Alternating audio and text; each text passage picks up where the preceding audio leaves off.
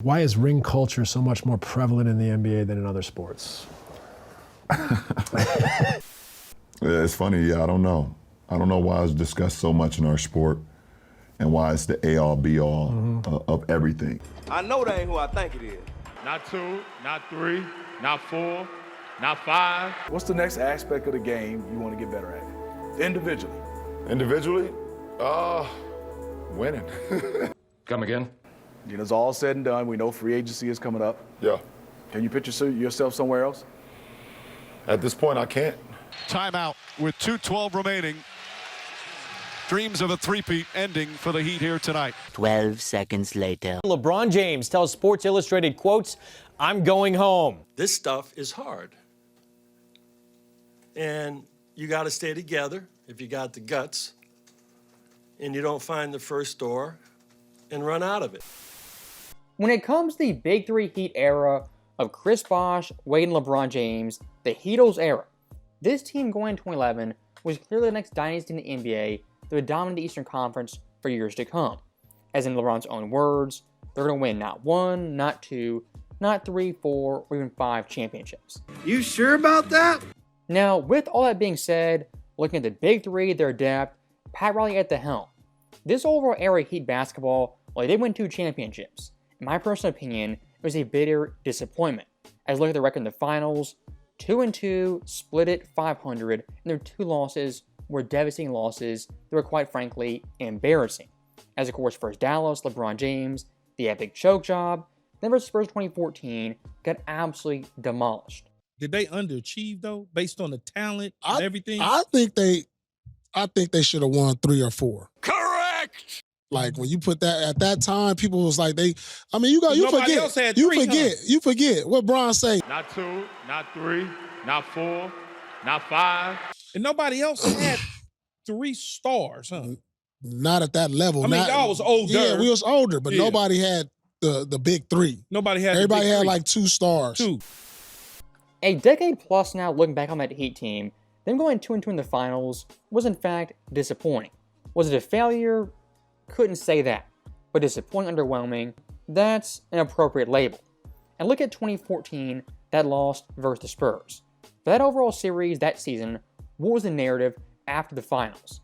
We know this Spurs team was on a revenge tour, they were destined to win, and the Heat never had a chance. That narrative in hindsight, after the Spurs won the championship, was a beautiful narrative and a storybook ending. But looking at the journey to get there, it's not entirely true. Look at the Western Conference Round 1, Spurs versus Mavericks. This Mavericks team, their 2 best players, Dirk Nowitzki with 35 and Monte Ellis. This series, it went 7 games. I'll repeat that, a 35-year-old Dirk Nowitzki took the 2014 Spurs to 7 games. The second round versus Portland, LaMarcus Aldridge, a dominant series, it was 4-1. Then the West Finals with the Thunder, a 4-2 series, which in all honesty was the NBA Finals, the 2 best teams in basketball. So what's my overall point? Look at this 2014 Spurs team, yes, a great team and worthy champions. But look at their path to the finals, path to the championship, they weren't a juggernaut and a shoo-in to win the title from day one. And why was that? Because look at the Western Conference, it was absolutely loaded. And compared to the East, it's a no contest. 50-win teams in 2014 in the Eastern Conference. There's only 2. The Pacers, then Miami. The Western Conference, get this. You have the Spurs, Thunder, Clippers, Portland, the Rockets, Warriors, and Memphis. That West right there had 7 50-win teams. And look at your 8 seed, 49 wins. Even your 9 seed, 48 wins, they missed the postseason. For some context in the Eastern Conference, the 3rd seed Raptors also won 48 games. I think I can smell shite. Now, one more thing I do want to clarify and make crystal clear. Look at this Heat team in 2014. Dwyane Wade entering the finals was not washed. After the finals, how he played, that was the narrative. But heading into it, Dwyane Wade, on record, his most efficient season of his career. As in the field, 54.5%, his highest mark ever.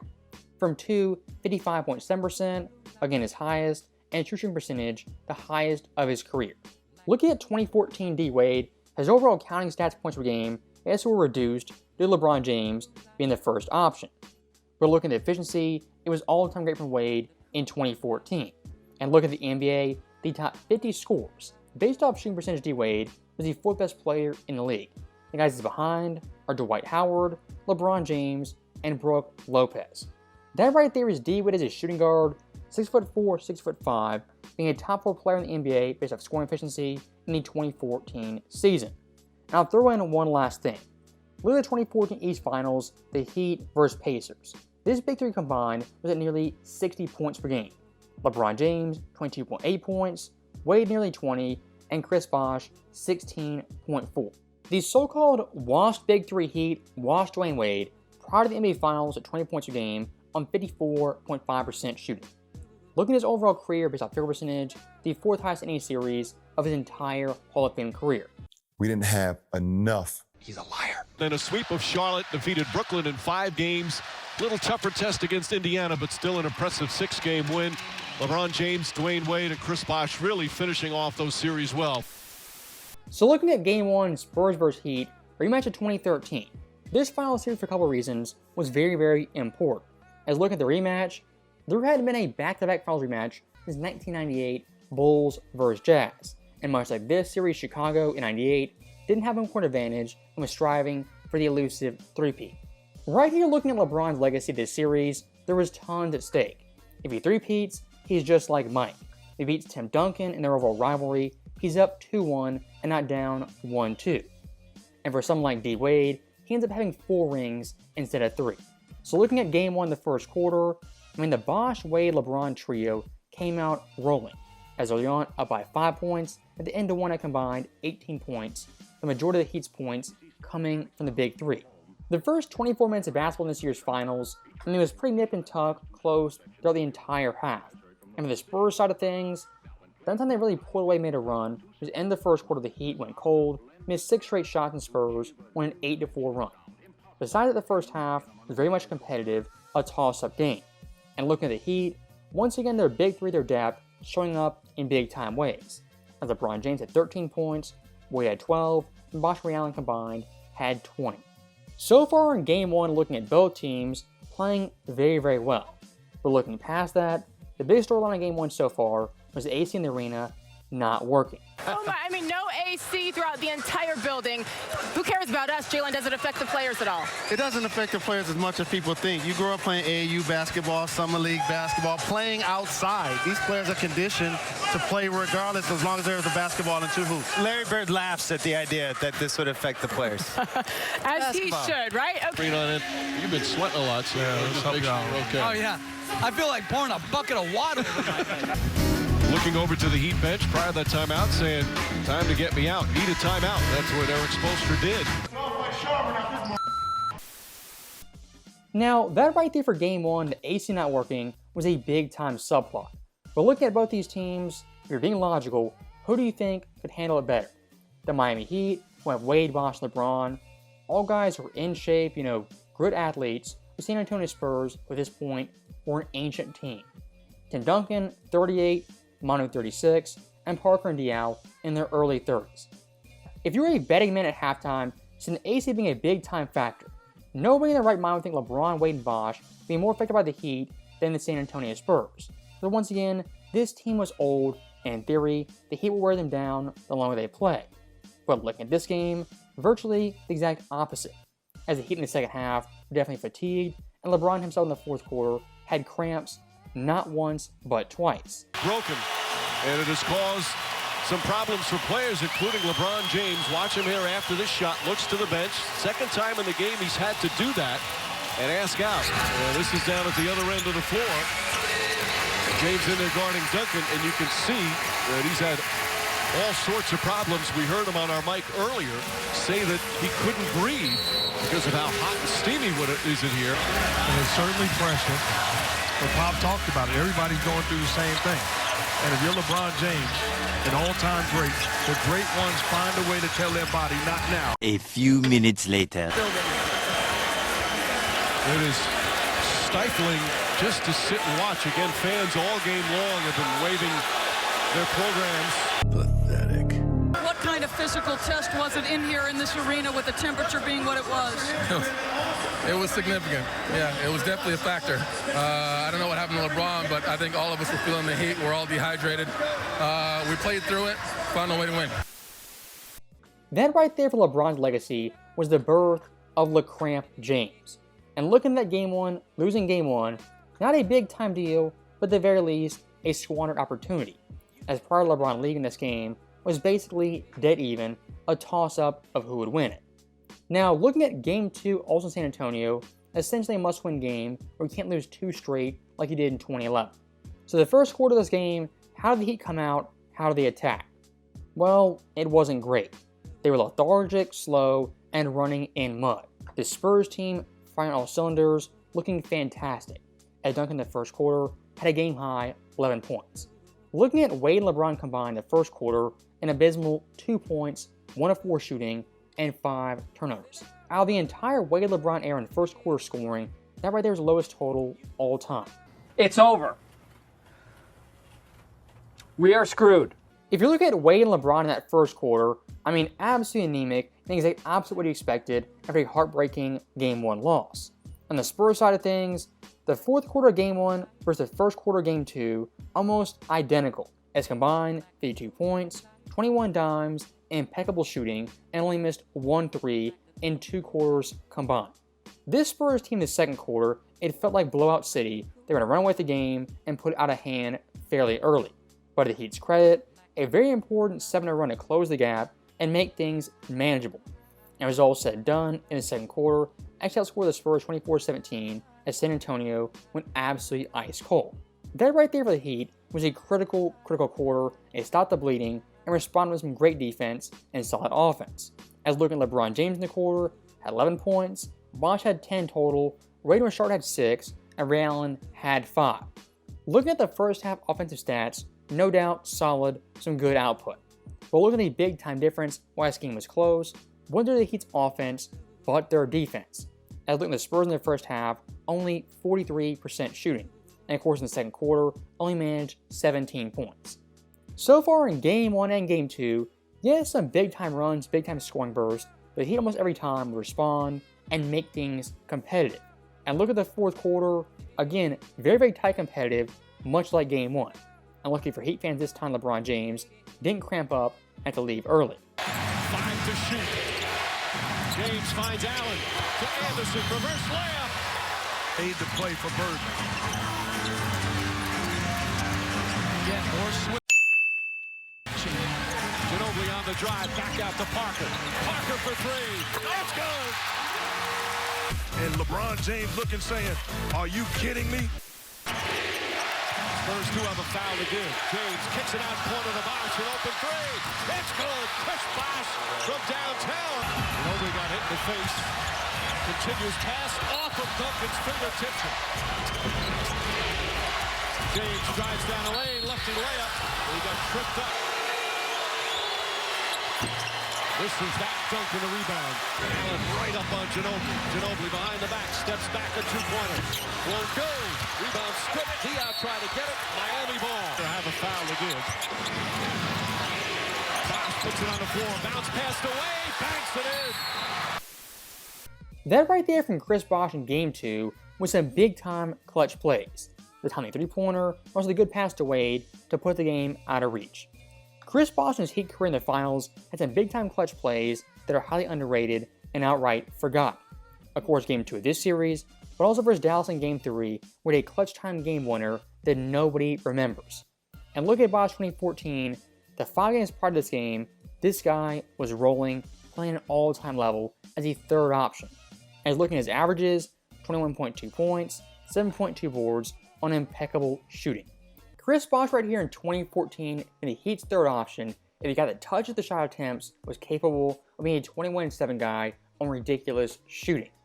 In this era of the NBA in 2014, pre the stats going crazy, that guy being your third option is luxury many teams simply did not have. And looking at both these teams, the Heat and Spurs, through 2 games, evenly matched, competitive, if you had to predict, it's probably going 7. As looking at LeBron, in the second half of Game 2, he was in fact phenomenal, all-time great. As in the half, had 22 points, and was damn near flawless. What you need from LeBron this series is an all-timer. Not just one good quarter here, two good quarters there, but a full 48-minute game where he's locked in, aggressive, and playing on both ends. And what you can have a repeat of is the first quarter of Game 2, where he had a measly 2 points and 3 turnovers. So with that in mind, looking at Game 3 in South Beach, the Heat on their home floor this season were a pretty impressive 32-9, the 5th best mark in the NBA. And in the postseason, were a perfect 8-0. That right there is some very important context. And look at the first quarter. This game in the first quarter was close for about 3 minutes. As once it was tied at 8 apiece, the Spurs from then on out went a 17-4 run and followed it up with a 14-5 run, and after one, we're up by 16 points. And looking at Kawhi Leonard in the first quarter, a game-high 16 points. In my second quarter, the Spurs still rolling, were now up 25 points due to Kawhi dominating on both ends of the floor. 6 for 6 combined, including free throws for San Antonio. Leonard again aggressive. Count it and one.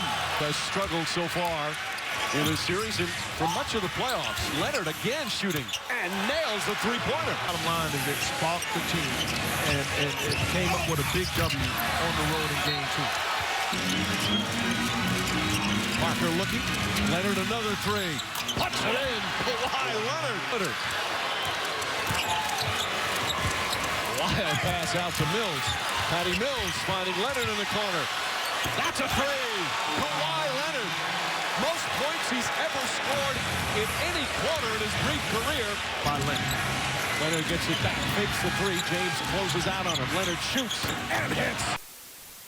That first half by Kawhi right there was an absolute carry job. And compared to Game 1 and Game 2, where he's largely out of the offensive flow, Game 3 was the Kawhi show, him finally taking over. And looking at that 25-point lead, at this moment what you're thinking is the game is out of reach and it's effectively over. And that's technically not true. As looking at this Heat team, they made numerous runs. As coming out of the halftime break, got down to 15 points, and they ended the third quarter, actually got to single digits at a 9-point lead. So the Heat right here, very much in the game, in striking distance. And look at the second and third quarters of the Heat's offense. Who was carrying them leading this comeback? Was it LeBron James? Unfortunately not. As Dwyane Wade had 15 points, Rashard Lewis had 9, Bosh had 7, Ray and Cole had 5, and LeBron only had 4. Now why is that important? Look at LeBron's first quarter, he came out blazing, 14 points off rip. But compared to Kawhi Leonard, outscored 16-14. In the next 2 quarters, LeBron James really did nothing. He's being carried by a supporting cast. And watching this game, what I'm thinking for LeBron in the moment is, he's saving his energy resting for the fourth quarter for a big-time push. But for Heat fans, that fourth quarter, unfortunately, will repeat the second, third quarter, and not a sequel to that great first quarter. Leonard kicks it back out. Thank you, Doris. Green on the drive. James guarding him left-handed and one. What a beautiful shot from Green. Cole looking for James Parker on him. Double team. James in the post. And a travel. Lifted his pivot foot. Leonard right up on James. 8 to shoot. James puts his head down. Drives to the baseline. Shut off nicely. Stolen by Green. Allen on the switch and Kawhi Leonard attacked a bad angle closeout. James against Leonard. Lost the ball. Picked up by Parker. Parker back out Green. Green launches it up to Duncan. Touch pass Leonard. Blocked and foul from a hunchback. Gets a head start. Uses Duncan's screen. Leonard on the drive. Kicks it back out. Parker for 3. Puts it in. Tony Parker from downtown. Leonard with 5 to shoot. Pulls back. Leonard with 2 to shoot. Drives. Off balance. Draws the foul on James. As the shot clock was expiring. Still one of the top players in the game. James drives. Layup misses. Diallo the rebound. I ran into dozens of people, and I asked every one of them, who wins tonight? Everybody said the Heat will win and win easily last night. Everybody who came here thought the Heat would win yesterday. I thought the Heat would win. You thought the Heat would win. For LeBron right here in a critical Game 3, you go up 2-1 or down 1-2, the performance he gave was pretty lackluster. In all honesty, Post that first quarter, it was shades of 2011. As looking at overall stats, 8 points, 7 turnovers, 4-8 shooting, 0 of 2 from deep, with the worst plus-minus of any Heat starter. Looking at LeBron's overall counting stats, having 22 points, no, not a terrible game. But look at the context of the game, how bad he was post that first quarter, that makes it much more damning. And look at the fourth quarter, only putting up 4.3 turnovers. For an MVP player, you expect more. You've got to do better. And look at Dwyane Wade, the so-called washed Wade. This guy in Game 3 was in fact Miami's best player, and compared to Kawhi Leonard, the second best player in this game, as Wade had 22 points on nearly 70% shooting. And look at the second half, 16 points in the catalyst for multiple big-time Heat runs. Right now in the moment, looking at D-Wade in these finals, not all-time great 06 or even 2011, but for a second option, doing his job. Look at these stats right here of Wade's last 10 playoff games in 2014 postseason. Scoring average, 20.2. From the field, 55% shooting. From 3, above 40%. And from line, almost at 90%. D-Wade in his last 10 playoff games scored 20 plus 5 separate times. So saying he was washed, past his prime, look at the actual output, that's simply not true. Because of course in Game 3, having 22 points, he was the Heat's actual best player. Now, speaking of 22 points, look at LeBron James and that number, 22. Why is that important? If you look at Michael Jordan's finals career, 35 total games, his lowest scoring game ever was in fact also 22, which means Jordan, 1 out of 35 games, reached that mark of 22 points. If you look at LeBron's finals resume, including 07, 2011, 12, 13, and now 14, LeBron's games 22 points or under have now reached 10 times in a mere 20 finals games. As versus Spurs in 07, scored 14, Dallas in 4 straight games had 20, 17, 8, 17, and 21, versus Spurs in 2013, the first 3 games was subpar, 18, 17, and 15, and of course 2014 this game had 22 points. If you look at LeBron's finals career right here, having these bizarre dud finals games happens pretty frequently. If you want to ask the question, why were Jordan's Bulls undefeated? Why did LeBron's team struggle in the finals?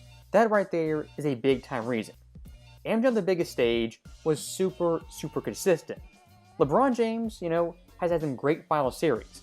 But if you're talking upper echelon consistency, Michael Jordan is simply on another tier compared to LeBron James. He ain't lying. And looking back at the Spurs vs. Heat Game 4 in South Beach, this game for the Heat was in fact do or die. As you go down 3-1, the series is effectively over. And look at this Heat team in the Big 3 era, they hadn't lost back-to-back home games in the postseason in nearly 3 years. So Game 4, a do or die game for the Heat. If you're a betting man, you say Miami, pulls it off, ties it 2-2. But look at the first quarter from LeBron James, more of the same. As defensively, just gotta say it, he was playing losing basketball. Chalmers looking to get going, layup, misses, rebound. Tipped, Diaw has it. A lot of talk last couple of days about Chalmers' struggles. Leonard, beautiful feed to Duncan.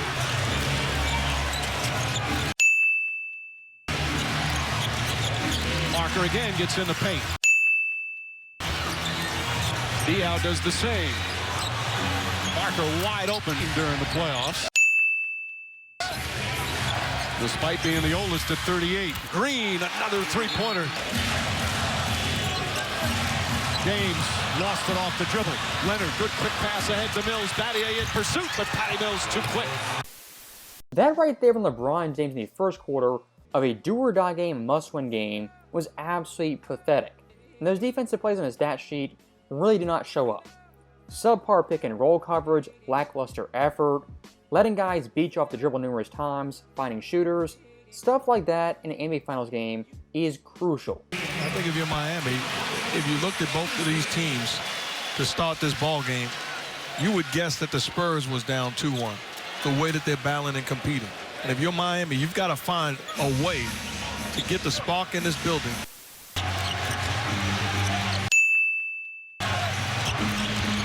Leonard, the drive and finish. Need Miami to show more passion right here, Mike. A lot more passion. Pass to Bosh, a turnover, that's number 6. And when you're talking about passion, it starts with your best players. And looking at LeBron James and Dwyane Wade, they've got to be much better. And they've got to play with more passion on both sides of the basketball. A little longer than a few minutes later. 20 in the first half of a finals game. But San Antonio's defense has been much, much better. Mills, not that time. Leonard on the follow. Kawhi Leonard throws it down, and it's a 22-point game. Now, for LeBron's overall play this game, looking at the stat sheet, where he really padded his numbers, made him look more impressive than they actually were, was in the third quarter. As LeBron in the third quarter had 19 points on 7 of 10 shooting. That right there, just in a vacuum, is a phenomenal quarter. But looking at the stats, a day late and $1 short. As Miami at this point was already down by 20.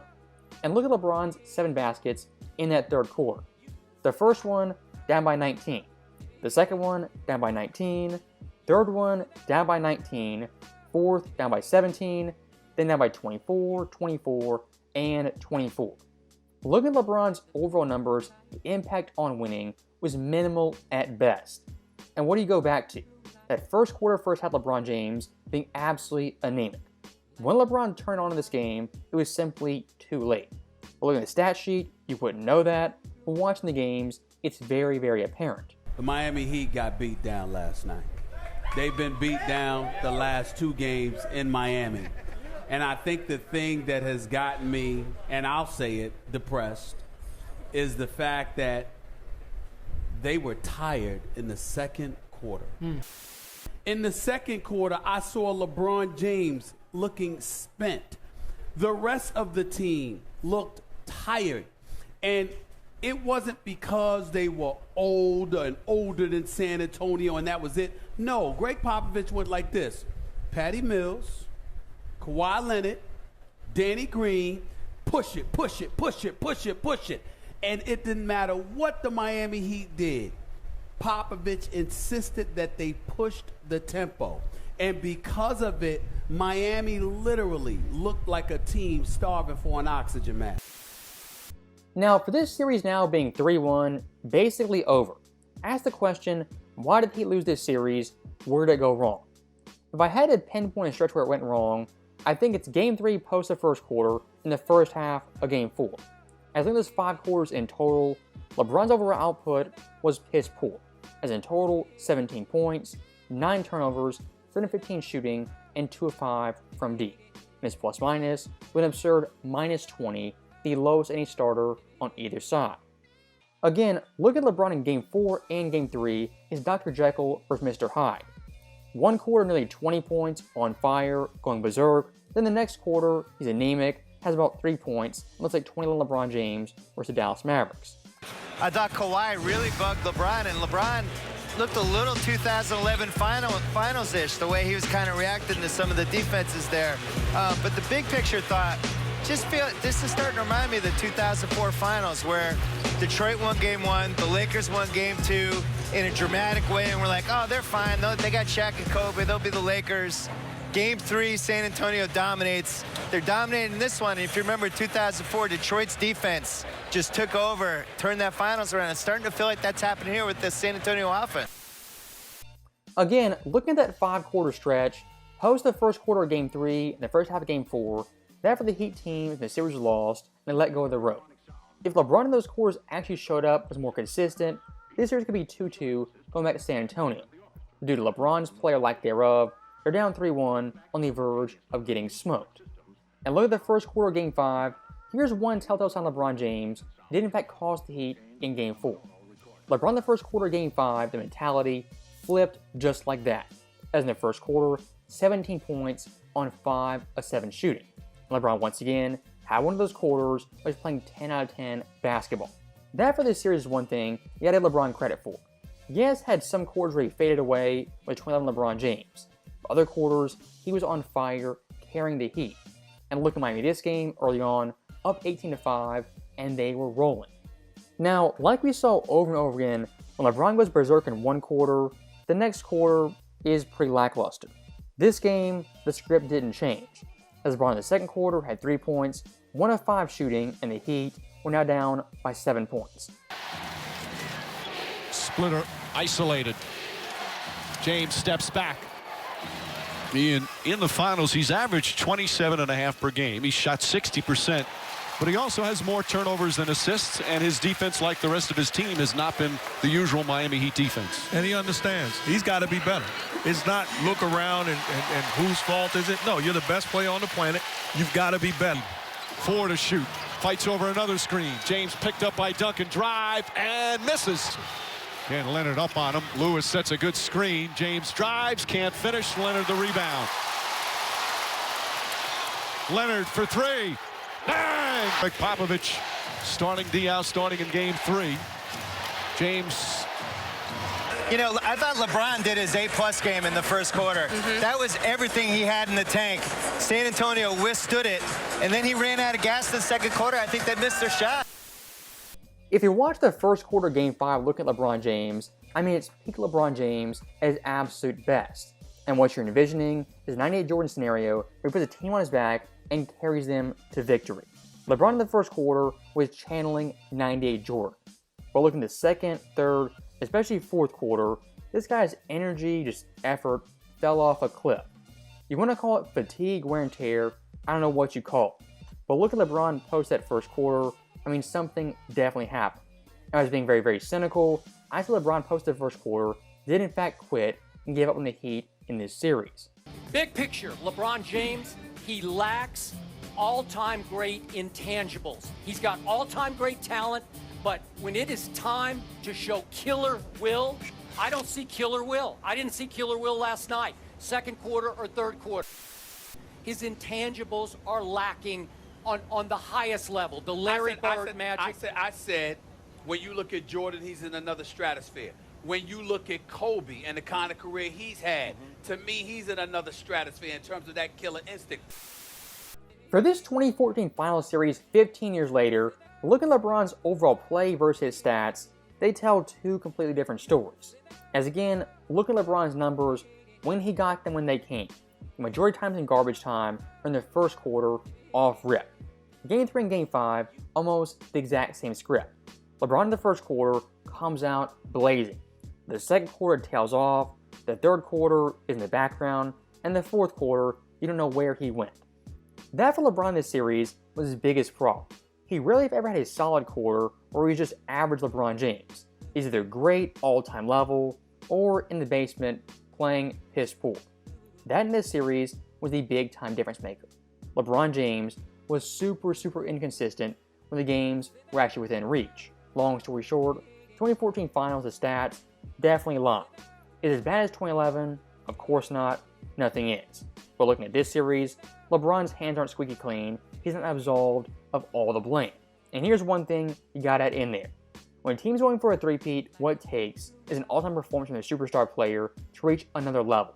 For example, look at 98 Jordan putting the team on his back. That to me personally, one of the greatest carry jobs of all time. As that Bulls supporting cast, what they gave him was 54.5 points per game with the Jazz in the finals. LeBron's supporting cast this series, and he outscored that Bulls team by 10 points per game. And break it down even further. Look at Michael Jordan 98 points responsible for. For his Bulls team, 38.0, one of the highest marks in finals history. LeBron for the Heat, only at 30.8. For Michael Jordan 98, the offensive burden he was carrying was immense, one of the biggest burdens of all time. LeBron 2014, yes, was carrying a burden, but unlike Jordan, couldn't be all-time great to get the Heat over the hump.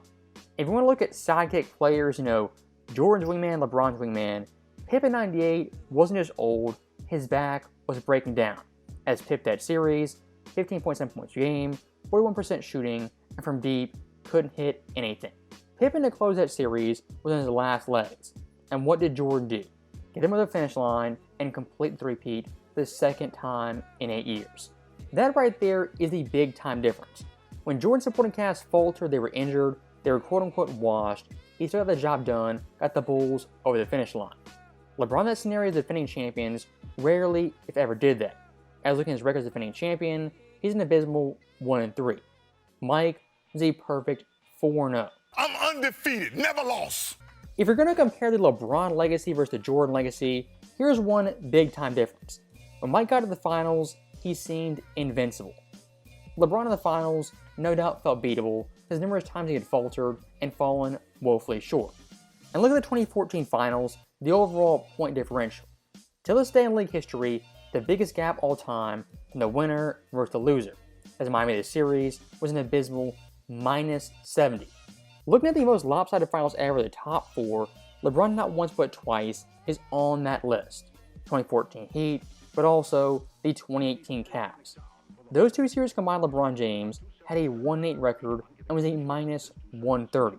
You suck! Now, to put this into perspective even more so, look at the Spurs' path to the finals, their path to the championship. If you rank those series by margin of victory from highest to lowest, the Spurs versus the Heat won by an average of 14 points per game. Versus Portland in the second round, a 5th seed, only 13.4. Versus OKC the West Finals, 10.5. And versus the Dallas Mavericks, only 2 points per game. That right there, what does it show you? Yes, the Heat got blown out and destroyed. It was an embarrassing showing. More so than that, it shows the Spurs in the Western Conference had a much harder time in each of the previous 3 series. Again, the 2014 East was absolutely pathetic. And LeBron in the series, the majority of stats in garbage time when the game was already decided. But then game 3, when his team really needed him, he got off to the sensational start, you recall, in game 3. Then he went strangely quiet and passive the last 3 quarters of that game. Scored only 8 points with 7 turnovers in the last 3 quarters. And I'm thinking, where are you, LeBron? Game 4, which is pivotal. This is basically do or die at home, your house. The whole first half, strangely quiet and passive. I couldn't figure it out. I'm thinking, thank you, LeBron James. If you look at LeBron's overall stats, games 3, 4, and 5, in total this guy had 81 points. On paper, that looks fine. If you dive deep into it, look at LeBron's points, 51 out of the 81 points came with the Heat, got by 15 or more. Now, with the LeBron garbage stats in the back of your mind, if you compare LeBron versus Kawhi match at the final 3 games, Kawhi Leonard pretty easily outplayed LeBron James on both ends of the floor. If you value defense at all, this is not controversial. And look at Kawhi Leonard at this point in his career. He wasn't an All-NBA player, MVP candidate, even an All-Star.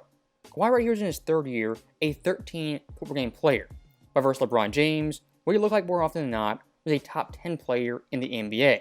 As the final 3 games, he had 24 points per game on absurd shooting splits from the field, 3, and the line. Looking at Kawhi right there versus LeBron James when he was a role player in the NBA, he outplayed this guy on the biggest stage. So looking at LeBron's Heat days, him versus role players in the finals, not once but twice, got owned by a so-called role player. Embarrassing!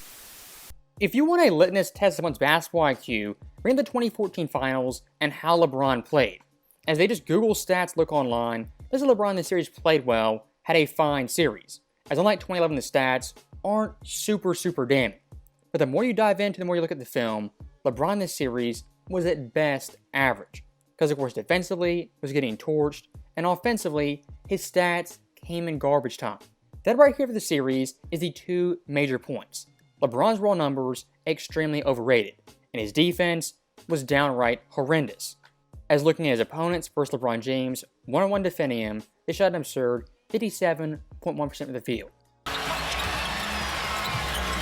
Ginobili on the drive, and the finish with 11. Yeah, a former 20-point scorer in this league early in his career. He did it 3 times in his career. As Leonard left wide open. Open looks from downtown. Leonard to Splitter. Green tries a 3. Oh, Danny Green. $5,000 for a flop. They thought that was a backcourt violation. It was close as Parker gets fouled. Duncan up top, Leonard. Leonard for 3. Puts it in. Kawhi Leonard. Every year. Did they win the championship in the lockout year? Leonard floats to the basket. Nearly stolen. Leonard gets it back. Leonard on the drive. Damn! Mills the drive. Patty Mills on the reverse. Their only points here in this 3rd quarter. Mills. Bang! Position on James. James looking to poke it away. Duncan turns and hits. Green, who's had an excellent series. scoreless tonight. Parker just 2 points, backdoor. Parker fouled from behind by James. Parker puts it in.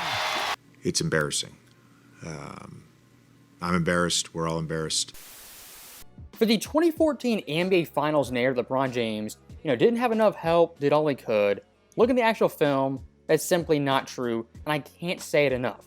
If this guy had a Jordan-esque series, like 93-98 when Jordan was three-peating, the Heat in this series more than likely win, at the very least, take it 7. But LeBron in key moments on offense and defense simply did not show up. If you look at Michael Jordan's 2 three-peats, especially the last one, this guy offensively had no choice but to show up every single night.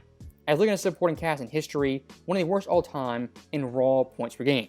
As far as the Bulls 98, the lowest of all time, and 97, the second lowest in league history.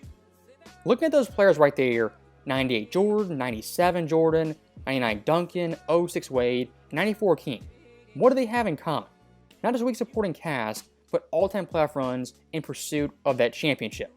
If LeBron this series went 06 Wade, even 94 King Olajuwon, the Heat do in fact win this series. But like I say over and over again, LeBron in this series simply did not do enough. Stats be damned. Now speaking of stats, look at Jordan's supporting cast in championships he won. 1997 versus the Jazz, who won 64 games. Scottie Pippen, 20 points per game. Kukoc, 8.0. Combined, 28 points per game on 41.7% shooting. Now factor in 1998, again combining the stats of Jordan's 2 highest scoring teammates. These guys combined were at 29.4 points per game on 43.6% shooting. Now why is that important? 29.4. If you look at Wade and Bosh in 2014, what's their combined points per game? 29.2 on 48.7% shooting. Looking at both these series, I wouldn't say Wade, Bosh, Kukoc, or even Pippen had an all-time series, an all-time moment. In reality, they were fairly average. But looking at the superstar at the tip of the spear, Jordan versus LeBron James, that right there is the big-time difference. Michael Jordan, his series, rose to the occasion and was all-time clutch throughout the game. LeBron 2014 was anything but. And that right there is the crux of the issue why Jordan in the finals had 2 three-peats with 6-0, while LeBron at this point was 2-3 with 3 embarrassing losses. It's that simple. And one more thing I do want to look at comparing the Spurs versus the Heat offensively. These two teams couldn't be more polar opposite. The Spurs ball movement was crisp, they were operating as one, it was beautiful team basketball. The Heat's offense, the majority of times, it was stagnant and a 2-man game with 3 guys watching. What the Heat's offense devolved into was a LeBron James system. If you have a ton of talent, it can work, win you a championship, and you can dominate a finals. The majority of times, it simply does not work with one guy being so damn ball dominant. And look at these numbers right here. Overall touches, Wade versus LeBron James on a game-to-game basis, LeBron 84.7 versus D Wade 56.3. That's the final 3 games when the Heat went 0-3. Now go one step further, look at LeBron James holding the basketball, drilling the air out of the basketball. This guy's average second per touch was 5.01, and dribbles per touch, 4.34. Now in no context, who knows what that means?